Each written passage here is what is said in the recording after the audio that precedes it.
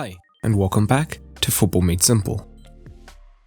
The final match day and Argentina have not only made it to the knockouts, they have topped their group, thanks to a 2-0 win following goals by McAllister and Julian Alvarez, in what was a convincing win. The XG backed this up, showing Argentina won despite wasting many chances. But how were Argentina able to peak just when they needed to?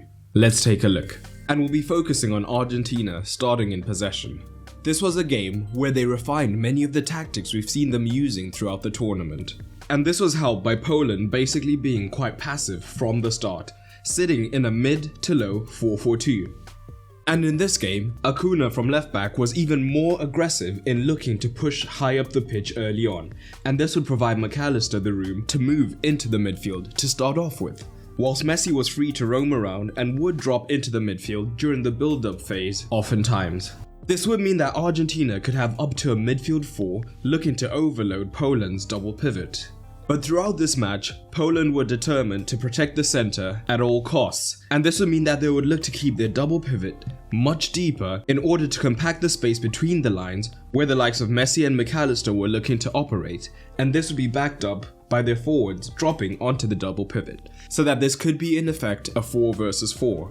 Poland were extremely disciplined, sitting in their 4-4-2 shape, and by having their forwards higher up but still able to pick up Argentina's pivots, this would allow their own pivots to keep an eye on Messi and McAllister, who dropped deep to make the midfield box. This 4-4-2 shape from Poland eventually shifted to a 4-4-1-1, with the attacking midfielder, who could vary depending on how they rotated, having a big responsibility in defensive phases of the game, as if a midfielder dropped deeper to pick the ball up and was looking to create an angle to move higher up the pitch, they were responsible for preventing any progression going forward.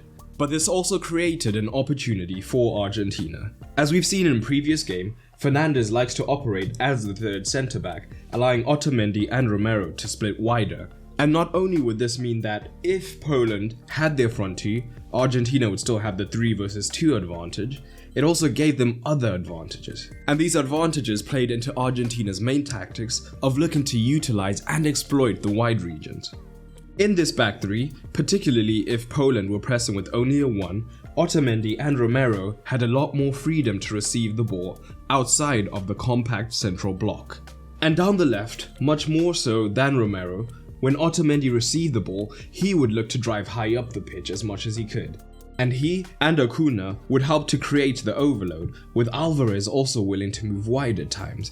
And this would be helped by the likes of Messi drifting around the pitch, as Poland's pivots were extremely hesitant to be dragged to one side of the pitch. So, with these advantages, Argentina could look to use combination play to get into more promising positions. But down the left they weren't as successful as they were down the right, because with these overloads they were much less dynamic, as we'll touch on now. And where down the left Otamendi was entrusted with advancing the ball up the pitch, down the right hand side Romero had a more conservative role, and was up to De Paul, who would often drop in from midfield to receive the ball in these right back regions.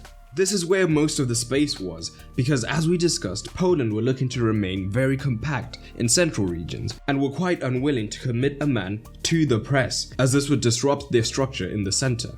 So De Paul would have time to get his head up and ended up completing the most passes for Argentina by a distance. So these 4 players, and sometimes joined by Romero as well, had advantages throughout the 90. And although Molina could push much higher up the pitch, he could also start deeper, as they were willing to rotate these positions, and this would allow De Paul to operate in more traditional midfield regions, but still down the right, and Messi also tended to drift into these regions. And looking at their heat maps, we can see that both Messi and De Paul were biased to these right hand side regions. And Argentina's general need to overload either side also shows in their average positioning, with distinct clumps to the right and to the left. They were much more successful with these overloads down the right, as they were more dynamic off the ball. Messi operating in these positions would make it difficult for a midfielder to back up the press. So time and again the Polish winger would be dragged to the man deepest on the ball, whether Molina or De Paul, and when Di Maria was found, the fullback would immediately look to back this up. This would create space in the half space, and De Paul has a great engine on him, so he would consistently look to make runs into this region to receive the ball and then look to cut the ball back, and this led to dangerous situations for Argentina throughout the 90. So Argentina begin their overload down the right hand side, and Messi here is tying up the Polish pivot. The fullback is drawn towards Di Maria on the ball, and this is the signal for De Paul to make the run into the space created, although he's not found in this instance. Running on the same play, De Paul and Molina have now rotated, but still Argentina maintain plenty of numbers wide. The winger had one eye on the advancing Romero, whilst the other then looks to pick up Di Maria when he receives. This creates a 2 versus 1, meaning that Molina can receive the ball by making the run between centre-back and full-back, leading to a good chance for Alvarez. And for the goal, the situation was slightly different, as Molina was overlapping in a more traditional sense, but still the principles were the same, and we saw that McAllister from these central regions was much more easily able to make a run into the box. But higher up the pitch, Fernandes would then tend to push up alongside De Paul, and Argentina could be operating with a more, now traditional, front 5. However, McAllister's role was slightly different in this match, as in prior matches he tended to stick to these more midfield regions, but in this match he often pushed up as a second forward right up alongside Alvarez. So what this front 2 would do, firstly, is drag in the fullbacks, but it also provided Messi with even more freedom than he usually has, to drop into a deeper regions during the high attacking play, and this would allow him to dictate the tempo, as well as find extremely dangerous passes into the runners, often Acuna, leading to some good situations for Argentina. This play starts with Otamendi being aggressive in pushing up as discussed. So now he, McAllister, and Acuna have a bit of an overload going against the Polish 2 out wide. But now when the ball does go higher, Alvarez is joined by McAllister, who likes to push right up alongside him, meaning that Messi, who is always free anyway, has even more freedom to drop into these deeper regions. And McAllister has drawn in cash, meaning that Acuna has a bit more space out wide. So Messi is then able to find the high pass into Acuna, leading to a shot on goal. Overall, Argentina thoroughly deserved the win, though the whole group stage was much closer than they would have liked.